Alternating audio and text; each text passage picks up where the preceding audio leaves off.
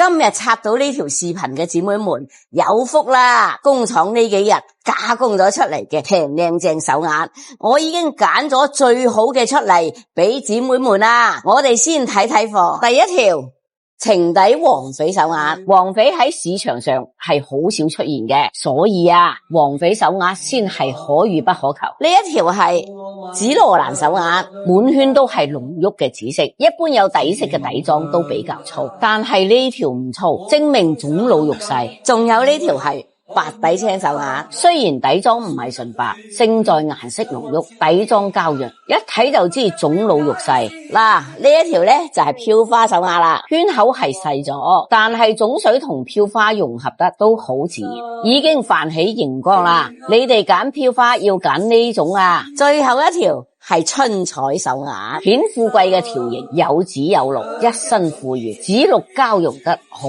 自然，整體就好似紫羅蘭花園咁。自己做貨加工出嚟嘅，價錢肯定唔會有幾貴，所以話你哋中意嘅可以留個圈口俾漣漪。